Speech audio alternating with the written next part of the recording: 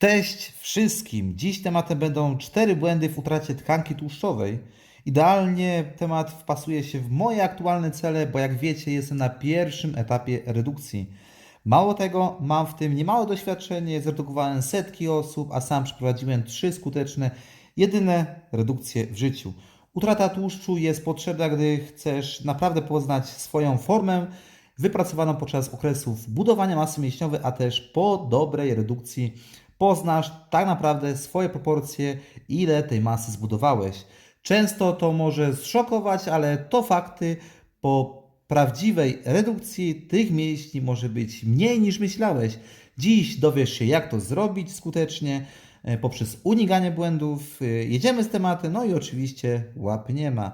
Przypominam o kursach KFD, to znaczy level 3 w trójboju siłowym, czyli diagnostyka, badania, protokoły naprawcze, który odbędzie się 14-15 listopada w Warszawie. Ilość osób ograniczona, więc śpieszcie się, kto pierwszy, ten lepszy. Kod KFD i kontakt do współpracy ze mną, plany treningowe. Łap nie ma. 1. Za niska podaż kalorii na początku redukcji. Przede wszystkim musimy podejść do redukcji z dużą cierpliwością. To tu jest główny klucz do sukcesu, bo waga nie spada idealnie liniowo w dół. Chwilowe porażki, szczególnie gdy w jednym tygodniu waga nie ruszyła, czy lekko poszła w górę, wprowadza chaos w Twojej psychice i chcesz podejmować jakieś paniczne ruchy, gwałtownie obcinając kalorie. Tego unikaj. Jeśli długo utrzymujesz za niskie kalorie, to poziom hormonów spada, libido spada, a organizm będzie dążył do powrotu tkanki tłuszczowej przy najbliższej możliwej okazji, a tak ten proces będzie przyhamowany. Strategia utraty wagi bardzo szybko, na przykład od 2 do 4 tygodni, z niskimi kaloriami jest wprowadzana u osób, u których istnieje zagrożenie życia i koniecznie zabieg, oraz u osób, które zawodowo startują w zawodach sylwetkowych, łącząc to z nielegalnymi środkami. Ty jako natural tego nie masz, więc musisz podwójnie uważać z redukcją, aby nie stracić za dużo mięśni, więc taka typowa redukcja ze stanu średniego może trwać od 2 do 6 miesięcy i to będzie etap pierwszy.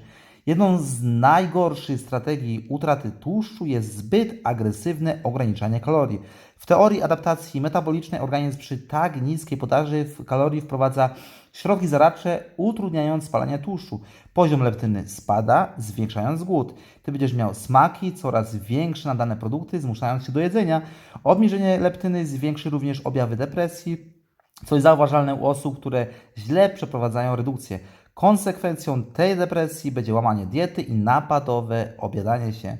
Zmniejszenie leptyny może prowadzić też do osłabienia metabolizmu, zwiększy też się poziom greliny, co drastycznie zwiększy głód, aby nakłonić się do jedzenia więcej, aby wyjść z tego nadmiernego deficytu. Do kolekcji całej tej złej redukcji wchodzi też kortyzol. Jego wysoki poziom jest szkodliwy dla Twojej mięśni, choć też kortyzol wpływa oczywiście też na Twoją utratę tkanki tłuszczowej, ale musi być uwalniany w właściwym czasie. Długotrwałe uwalnianie kortyzolu może wpłynąć na obniżenie poziomów tarczycy, a to one odgrywają ogromną rolę dla Twojego metabolizmu. Kortyzol powinien mieć swój pik i spadać, a nie ciągle przewlekle być podwyższony przez nadmierne obniżenie kalorii. Wniosek tego wszystkiego jest taki, abyś zaczął od najmniejszego deficytu. Waga powinna spadać od pół kilograma do kilograma tygodniowo, bądź nawet mniej.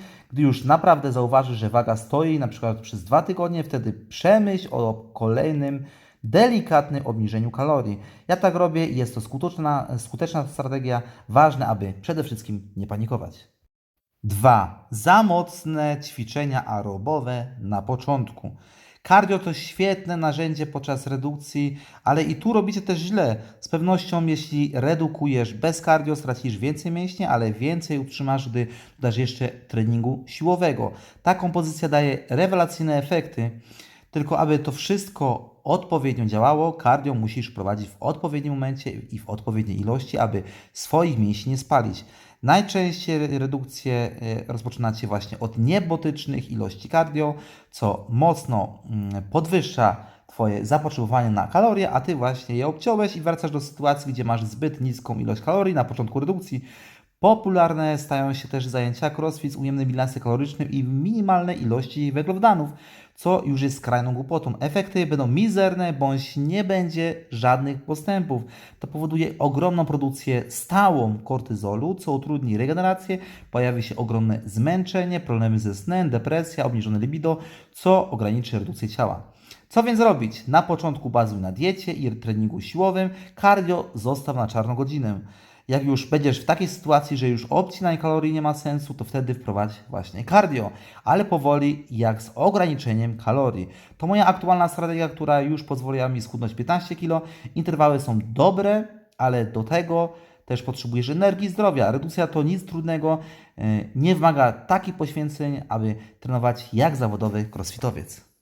Dobra, przechodzimy do punktu trzeciego, najważniejszego, czyli nie liczysz kalorii. Jeśli wydaje Ci się, że jesz mało i dalej nie chudniesz, to gwarantuję Tobie, jesz za dużo. Gdy już obliczysz swoje kalorie, dostaniesz szoku. Byłeś na plusie kalorycznym, a ogarniesz kwestię, ile tak naprawdę aktywności masz w ciągu dnia, wtedy okaże się, że to nie przytyłeś. To jest sukces, bo nie liczyłeś kalorii. Każdy powinien liczyć kalorie. Zaczynasz od małego minusu kalorycznego, z małą aktywnością fizyczną, powoli ją zwiększasz, gdy zaczyna hamować. Prosta filozofia, dlatego uważam, że redukcja to najłatwiejsza rzecz na świecie w tej dziedzinie. Dużo trudniej budować mięśnie i siłę, to są etapy dłuższe. Jeśli chcesz manipulować treningiem, aby chudnąć, to jak to masz zrobić? Jeśli nie wiesz, ile jesz, to musi nie wyjść. Co więc robić? Musisz liczyć, co jesz. Jest wiele programów, które tu ułatwiają. Naprawdę 10-20 lat temu nie było tak kolorowo. Teraz macie Fitatu i inne tego typu aplikacje. One sporo ułatwiają. Znając swoje zero, będziesz mógł precyzyjnie manipulować swoim treningiem, aby efektywnie wchodzić w stan redukcji. A inaczej liczyć musisz na przypadek. Jeśli schudniesz, to na pewno nie tyle, ile mógłbyś efektywnie schudnąć więcej. Punkt czwarty. Za duża objętość treningowa. Większość uważa, że aby redukować szybko i skutecznie, trzeba od razu bardzo ciężko trenować. Robią rewolucję w swoim życiu, z dnia na dzień kończą swoją redukcję już w pierwszym tygodniu, bo zbyt agresywnie zmienili swoje życie.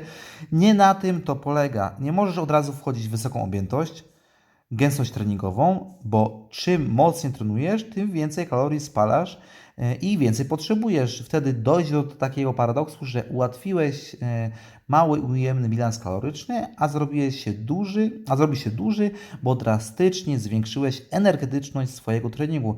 I tym oto sposobem wracasz do punktu pierwszego tego filmu, to znaczy na zbyt niski podaż kalorii już na starcie. Treningi, gdzie masz krótkie przerwy, dużą objętość, zwiększa poziom adrenaliny, a to pomaga spalić więcej kalorii nawet po zakończeniu treningu. Tylko najlepsze metody stosuj później, nie od razu. Idealnie to zadziała u osób, które bardziej bawią się już w rekompozycję, a nie typowo pod redukcję ciała. Dlatego trenując w taki sposób od początku redukcji, ryzykujesz tym, że będziesz miał wysoki poziom kortyzolu, a z punktu pierwszego wiesz, czym to grozi. Co więc robić? Gdy zaczynasz przygodę z redukcją, zacznij od niskiej objętości, nie pchaj się w systemy cechujące się z wysoką gęstością czy objętością, zostaw to sobie na później. Okresowo wprowadzaj bloki, gdzie liczy się ciężar, a nie objętość, szczególnie gdy czujesz, że zbyt długo siedzisz na wysokiej objętości, a jak chcesz trenować ciężko, to musisz przemodelować swoją dietę i jeść zdecydowanie więcej kalorii. Ja swoją pierwszą redukcję zaczynałem w okolicach chyba 2000 kilokalorii, bo byłem niejadkiem, a pod koniec redukcji jadłem kilka razy więcej, trenując 3 razy ciężej, nawet 2 razy dziennie albo 3 razy dziennie mocniej, więc zobaczcie jaka zmiana. To dzisiaj wszystko. Jeśli będzie 10 000 łapek w górę, wtedy nagram odcinek o deloadzie. Łapy nie ma.